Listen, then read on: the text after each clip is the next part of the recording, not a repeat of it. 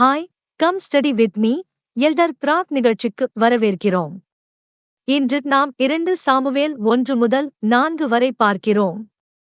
சவுல் விழுந்து விட்டான். யோனத்தான் இல்லை. இஸ்ரவேல் காயம்பட்டுள்ளது. தேவன் பல ஆண்டுகளுக்கு முன்பு தேர்ந்தெடுத்த தாவீது இன்னும் முழு தேசத்தின் சிங்காசனத்தில் அமரவில்லை. இந்த அதிகாரங்கள் அரசியல் மாற்றத்தை மட்டும் பற்றி அல்ல.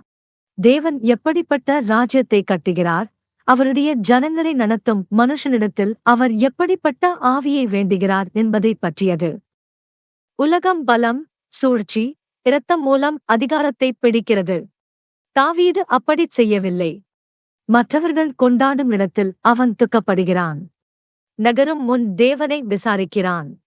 துன்மார்க்க கைகளால் லாபம் பெற மறுக்கிறான். இந்த மாறுபாட்டில் 2 சாமுவேல் 1 முதல் 4 வரை ஒரு ஆழமான உண்மையை நமக்கு கற்பிக்கிறது. தேவனுடைய வாக்குத்தத்தங்களுக்கு பாவமான குறுக்கு வழிகள் தேவையில்லை. அதிகாரம் 1. உடை கிழிந்தும் தலையில் மண்ணம் கொண்டு ஒரு அமாலேக்கியன் தாவீதிடத்தில் வருகிறான். எல்லோரும் காத்திருந்த செய்தியைத்தான் அவன் கொண்டு வருகிறான். சவுலும் யோனத்தானும் இறந்துவிட்டார்கள். ஆனால் அந்த மனிதன் உடனே ஒரு விஷயத்தை வெளிப்படுத்துகிறான். தன்னை பயனுள்ளவனாக காட்ட கதையை மாற்றுகிறான். கில்போவா மலையில் சவுல் தன்னை முடித்துவிடும்படி கேட்டதாக அவன் சொல்கிறான். சவுலின் கிரீடத்தையும் வளையலையும் கொண்டு வந்து தாவீது தன்னை பாராட்டுவான் என்று நினைக்கிறான். அவன் நினைப்பில் இது மிகவும் எளிது. சவுல் தாவீதின் சத்துரு. தாவீது இப்போது நிம்மதி அடைய வேண்டும். நன்றி சொல்ல வேண்டும். இந்த மனிதனை விதியின் உதவியாளனாக பார்க்க வேண்டும். ஆனால் தாவீது மாம்சம் நினைப்பது போல் நினைக்கவில்லை. தாவீதும் அவனுடைய ஆட்களும் சத்தமாக அழுதார்கள். சவுலுக்காகவும் யோனத்தானுக்காகவும் பட்டயத்தால் விழுந்த கர்த்தரின் ஜனங்களுக்காகவும் அவர்கள் துக்கித்தார்கள். சவுல் தன்னிடம் செய்த எல்லாவற்றிற்குப் பிறகும் தாவீது சவுலின் வீழ்ச்சியில் சந்தோஷப்படவில்லை. அவன் இன்னும் அந்த துயரத்தைப் பார்த்தான். இஸ்ரவேலின் காயத்தை உணர்ந்தான். கர்த்தரின் அபிஷேகம் செய்யப்பட்டவரின் பரிசுத்தத்தை கௌரவித்தான். பிறகு தாவீது அந்த அமாலேக்கியனை நோக்கி அவன் இதயத்தை வெளிப்படுத்தும் கேள்வியை கேட்டான். கர்த்தரின் அபிஷேகம் செய்யப்பட்டவர் மேல் கை நீட்டத் துணிந்தபோது உனக்கு பயமில்லைவா? பின்னர் அவனைச் சாகச் செய்யும்படி கட்டளையிட்டான். அந்த தருணம் மிகவும் முக்கியம். தன் எதிர்காலத்தை சந்தர்ப்பவாத துன்மார்க்கத்தின் மேல் தாவீது கட்டமாட்டான். கொலை ஒரு பரிசு என்று நினைக்கும் மனிதனை அவன் ஆசீர்வதிக்க மாட்டான். தனக்கு லாபமாக இருப்பதை நீதியோடு குழப்பமாட்டான். அதன் பிறகு தாவீதின் புலம்பல் வருகிறது. வேதாகமத்தில் மிக உருக்கமான பாடல்களில் இதுவும் ஒன்று. உயர்ந்த இடங்களில் இஸ்ரவேலின் மகிமை விழுந்துவிட்டது என்று அவன் பேசுகிறான். வல்லவர்கள் எப்படிப்பட்டார்கள் என்று அவன் சொல்கிறான். கடந்த கால கசப்பால் அல்ல, உடன்படிக்கை நினைவின் துக்கத்தால் சவுலையும் யோனத்தானையும் நினைக்கிறான். யோனத்தானைப் பற்றி பேசும்போது அவன் துக்கம் மிகவும் தனிப்பட்டதாகிறது. போர்வீரன் ராஜா இப்போது ஒரு சகோதரனைப் போல் அழுகிறான். ஆகவே அதிகாரம் 1 தாவீதின் உயர்வை கொண்டாட்டத்தால் அல்ல, துக்கத்தால் ஆரம்பிக்கிறது. சுய புகழ்ச்சியால் அல்ல, கண்ணீரால் ஆரம்பிக்கிறது. அதில் ஒரு பரிசுத்தமான பாடம் இருக்கிறது. தேவபக்தியுள்ள தலைவன் நியாயத்தீர்ப்பு விழும்போது மகிழ்ச்சியடைய மாட்டான். நீதியான இதயம் மற்றவர்களின் அழிவில் உணவு பிடிக்காது. அதிகாரம் 2. இப்போது தாவீது அடுத்தபடியே அவசரமாக தானாக எடுத்துக்கொள்ளவில்லை. சவுல் அடிக்கடி செய்யத் தவறியதை அவன் செய்கிறான். அவன் கர்த்தரை விசாரிக்கிறான். பதில் தெளிவாக வருகிறது. யூதாவுக்குப் போ, எபிரோனுக்குப் போ. ஆகவே தாவீது தன் குடும்பத்தாரோடு எபிரோனுக்கு வந்தான். யூதா மக்கள் அவனை யூதா குடும்பத்தின் ராஜாவாக அபிஷேகம் செய்தார்கள். வாக்குத்தத்தம் முன்னேறுகிறது. ஆனால் ஒரே தடவையில் முழுமையாக அல்ல. இது இன்னும் முழு ராஜ்யம் அல்ல. இது விசுவாசமான அடுத்த படி. சவுலின் உடலை மீட்டு மரியாதை செய்த யாபேஷ் கிலெயாத் மனிதர்களை தாவீது கௌரவிக்கிறான். அவர்கள் செய்த நன்மைக்காக ஆசீர்வதிக்கிறான். மீண்டும் அவன் இதயம் எப்படிப்பட்டது என்று நாம் பார்க்கிறோம். மாற்றத்தின் நேரத்திலும் அவன் நினைவுகளை மிதிக்கவில்லை. விசுவாசத்தை கௌரவிக்கிறான்.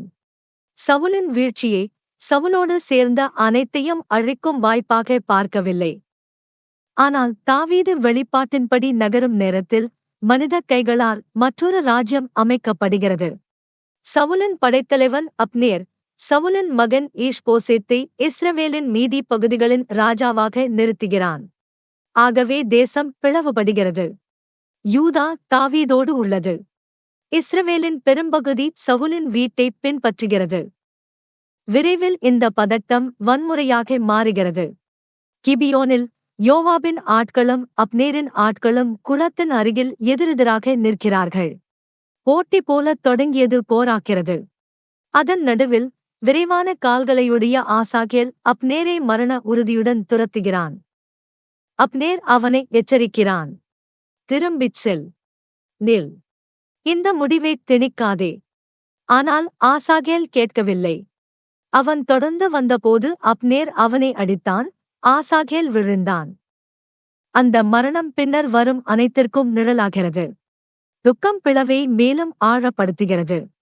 இரத்தம் இன்னும் இரத்தத்தை அழைக்கிறது. அடக்கப்பட்டிருக்க வேண்டியது தனிப்பட்டதாக மாறிவிடுகிறது. அதிகாரம் 2 தேவனுடைய சித்தம் முன்னேறிக் கொண்டிருந்தாலும் மனிதர்கள் பெருமை, அவசரம், பழிவாங்குதல் மூலம் ஒருவரை ஒருவர் எவ்வளவு தீவிரமாக காயப்படுத்த முடியும் என்பதை காட்டுகிறது. தாவீதின் பாதை ஜெபத்தாலும் அடக்கத்தாலும் ஆரம்பிக்கிறது. மற்றவர்கள் அழுத்தத்தாலும் பலத்தாலும் நகர்கிறார்கள். இந்த மாறுபாடு ஏற்கனவே மிகவும் தெளிவாக உள்ளது. அதிகாரம் 3. இப்போது போர் நீள்கிறது. சவுலின் வீட்டுக்கும் தாவீதின் வீட்டுக்கும் இடையில் நீண்ட போர் இருந்தது என்று வேதாகமம் சொல்கிறது. ஆனால் அதற்குப் பிறகு இது சேர்க்கப்படுகிறது. தாவீது மேலும் மேலும் பலமானான். சவுலின் வீடு மேலும் மேலும் பலவீனமடைந்தது. இது இந்த அதிகாரத்தின் மிகப்பெரிய வரிகளில் ஒன்று. நிறைவேற்றம் மெதுவாக இருந்தாலும் தேவன் தம் சேவகரை உறுதியாக நிலைநிறுத்துகிறார். ஒரு நாளில் வாக்குத்தத்தம் நிறைவேறவில்லை என்பதால் பரலோகம் கலங்குவதில்லை. பின்னர் அதிகாரத்தின் மையம் மாறுகிறது. ஈஷ்போசேத்தின் சிங்காசனத்தின் பின்புலத்தில் இருந்த வலிமையான அப்னேர் லிஸ்பாவைப் பற்றிய குற்றச்சாட்டால் கோபமடைகிறான். அவன் தன் வலிமையை தாவீதினிடமே மாற்ற முடிவெடுக்கிறான். திடீரென அரசியல் உலகம் மாறுகிறது. ஒரு காலத்தில் தாவீதுக்கு எதிராக நின்றவன் இப்போது முழு இஸ்ரவேலையும் தாவீதின் ஆட்சிக்கு கொண்டுவர முன்வருகிறான். தாவீது அந்த யோசனையை ஏற்றுக்கொள்கிறான். ஆனால் மீகாள் திரும்பக் கொண்டுவரப்பட வேண்டும் என்று கேட்கிறான். பிறகு அப்னேர் மூப்பர்களிடமும் பென்யாமீனிடமும் பேசி ராஜ்யத்தை தாவீதிடம் கொண்டுவர முயல்கிறான். ஆனால் பாவமும் பழைய துக்கமும் தனிப்பட்ட பழிவாங்குதலும் இன்னும் உயிரோடு இருக்கின்றன. யோவாப் திரும்பி வந்து அப்னேர் சமாதானத்தில் வந்து சமாதானத்தில் போனான் என்று அறிகிறான். யோவாப் அதை ஏற்கவில்லை. ஆசாகேலுக்காக உள்ள கசப்பு, சந்தேகம் அல்லது கட்டுப்பாட்டுக்கான ஆசை ஆகியவற்றில் எதுவாக இருந்தாலும் அவன் அப்னேரை திரும்ப அழைத்து வாசலில் கொன்றுவிடுகிறான். இது மிகவும் இருண்ட தருணம். சமாதானத்தில் வந்த ஒருவர் பழிவாங்குதலால் வெட்டிக் கொல்லப்படுகிறார். தாவீதின் பதில் மீண்டும் அவன் இதயத்தை வெளிப்படுத்துகிறது. அவன் அதை மறைக்கவில்லை. கதை மாற்றி சொல்லவில்லை. இது அரசியல் ரீதியாக எனக்கு உதவுகிறது என்றும் சொல்லவில்லை. அந்த கொலையிலிருந்து தன்னை வெளிப்படையாக பிரித்துக் கொண்டான். அதன் இரத்தப்பழி தன் வீட்டின்மேல் வரக்கூடாது என்று கூறினான். அப்னேரின் பிரேதத்தை கடந்து சென்றான். சத்தமாக அழுதான். இன்று இஸ்ரவேலில் ஒரு பிரபுவும் பெரிய மனுஷனும் விழுந்திருக்கிறான் என்று சொன்னான். பின்னர் தாவீது மிக வேதனையான ஓர் உண்மையை ஒப்புக்கொள்கிறான். அவன் அபிஷேகம் செய்யப்பட்ட ராஜாவாக இருந்தாலும் தன்னை இன்னும் பலவீனமாக உணர்கிறான். செருயாவின் புத்திரர்கள் தன்னால் அடக்க முடியாதவர்களாக இருக்கிறார்கள். அந்த ஒரு வரி தலைமை பற்றிய ஓர் ஆழமான சாளரத்தை திறக்கிறது. தேவனால் தேர்ந்தெடுக்கப்பட்டதாலே எல்லா பிரச்சினைகளும் உடனே மறையாது. தாவீதுக்கு அபிஷேகம் உள்ளது. ஆனால் அவன் இன்னும் கடினமான மனிதர்கள், உடைந்த விசுவாசங்கள், உடனே சரிசெய்ய முடியாத விளைவுகள் ஆகியவற்றின் நடுவில் இருக்கிறான். அதிகாரம் 3 ஒரு ராஜ்யம் முன்னேறிக் கொண்டிருக்கும் போதும் ஒரு இதயம் இன்னும் துக்கித்துக் கொண்டிருக்க முடியும் என்பதை காட்டுகிறது. தேவன் வரலாற்றை நகர்த்துகிறார். ஆனால் மனித வன்முறை இன்னும் கரைகளை விடுகிறது. நீதியான ஆட்சி ஊழலை சந்திக்காததால் நிரூபிக்கப்படுவதில்லை. அதில் சேர மறுப்பதால்தான் நிரூபிக்கப்படுகிறது. அதிகாரம் 4. இப்போது அப்னேர் இறந்துவிட்டான் என்று ஈஷ்போசேத் கேட்கும்போது அவன் கைகள் தளர்கின்றன. இஸ்ரவேல் முழுவதும் கலங்குகிறது. சவுலின் வீட்டை ஒன்றாக வைத்திருந்த அமைப்பு இடிந்து விழுகிறது. அந்த இடிபாடுகளின் நடுவில் வேதாகமம் யோனத்தானின் மகனான மேபிபோசேத்தை சிறிது நேரம் அறிமுகப்படுத்துகிறது. சிறுவயதில் ஏற்பட்ட விழுதலால் அவன் கால்களில் ஊனமாகிவிட்டான். இது ஒரு சிறிய விவரம் போலத் தோன்றலாம். ஆனால் அது முக்கியம். சவுலின் வீடு அரசியல் வரலாறு மட்டும் அல்ல. அது துக்கம், பயம், உடைப்பு ஆகியவற்றை அடுத்த தலைமுறைக்கு கொண்டு செல்லும் காயமுற்ற குடும்பம். பின்னர் ரேகாபும் பானாவும் என்ற 2 தலைவர்கள் நண்பகலின் சூட்டில் ஈஷ்போசேத்தின் வீட்டுக்குள் நுழைந்து அவன் படுக்கையில் இருந்தபோது அவனை அடித்து தலையை வெட்டி இரவு முழுவதும் அதைத் தாவீதிடம் கொண்டு வருகின்றனர். அவர்களுக்கு முன் வந்த அமாலேக்கியனைப் போலவே ராஜ்யம் எப்படி வேலை செய்கிறது என்று அவர்கள் நினைக்கிறார்கள். தடையை அகற்றினால் தாவீது தங்களைப் பாராட்டுவான் என்று நம்புகிறார்கள். தேர்ந்தெடுக்கப்பட்ட ராஜாவுக்கு உதவுகிறது போலத் தோன்றினால் கொலை கூட நீதியாகிவிடும் என்று நினைக்கிறார்கள். ஆனால் அவர்கள் தாவீதை அறியவில்லை. சவுலின் மரணச் செய்தி கொண்டு வந்து தக்க பலன் கிடைக்கும் என்று நினைத்த மனிதனைத் தாவீது அவர்களுக்கு நினைவூட்டுகிறான். அவன் நியாயத்தீர்ப்புக்குள்ளானான். இப்போது இவர்கள் இன்னும் மோசமானதைச் செய்திருக்கிறார்கள். தன் வீட்டில் தன் படுக்கையில் இருந்த ஒரு நீதிமானை அவர்கள் கொன்றுவிட்டார்கள். ஆகவே தாவீது மீண்டும் நியாயத்தீர்ப்பை ஆணையிடுகிறான். அந்த கொலைகாரர்கள் கொல்லப்படுகிறார்கள். அவர்கள் கைகளும் கால்களும் வெட்டப்படுகின்றன. அவர்களின் உடல்கள் வெளிப்படையாக தொங்கவிடப்படுகின்றன. ஈஷ்போசேத்தின் தலையோ அப்னேரின் கல்லறையில் புதைக்கப்படுகிறது. இவ்வாறே இந்த ஆரம்ப அதிகாரங்களின் செய்தி உறுதியாக நிறுவப்படுகிறது. தாவீது இரத்தப்பழியால் ராஜ்யத்தை பிடிக்க மாட்டான்.